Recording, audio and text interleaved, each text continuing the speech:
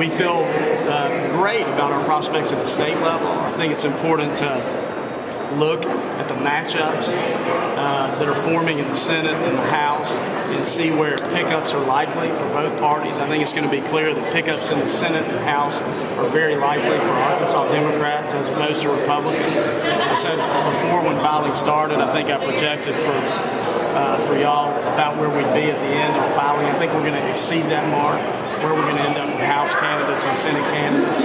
And so we expect to increase our majorities in the House and increase our majorities in the Senate. And what I urge you to focus on is the quality of our candidates and their qualifications and their history of public service, and then also focus on the matchups in these races. There's some great matchups where there's a responsible Arkansas Democrat versus a person that we're gonna beat in these races because can you give clearly some examples? Qualified candidate. Be happy to give some examples. I think we're going to be successful in numerous races. We think that we're going to win at Jonesboro with Harold Copenhaver over John Hubbard. We have two great candidates in Lloyd Mock's district in Alfred. We expect to win in that race. We have a significant challenger to Nate Bell in western Arkansas. We expect to be competitive and win that race. And there's many others. I don't want to just single certain races out, but those that have come to mind are against incumbent Republican office holders.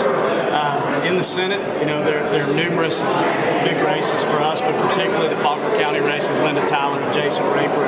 Linda has shown herself to be a responsible leader who's a centrist, and Mr. Raper is clearly an extremist, and we expect that to be a great race and one where Linda Tyler prevails.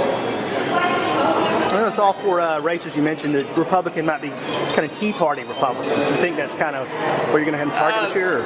The Tea Party label, I don't know. I think sometimes that's discussed too much. What we like to focus in on is that some of the races I mentioned, particularly Mr. Raper, Mr. Mock, Mr. Hubbard particularly, they are extremists. They're out of the mainstream in their beliefs. And I think that's what Arkansans are concerned about. They want responsible leadership who's concerned about getting things done for the people of Arkansas and who's concerned about cooperating in the process and finding real solutions, not just down here saying no to everything or pushing some ideological agenda.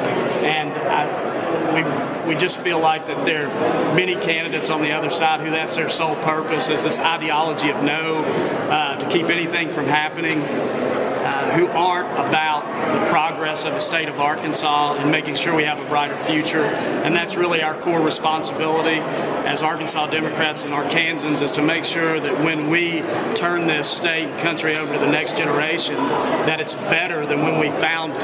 And I think that's something that the other side doesn't talk about enough. They're always focused on the past, and Arkansas Democrats are always focused on our families and the future.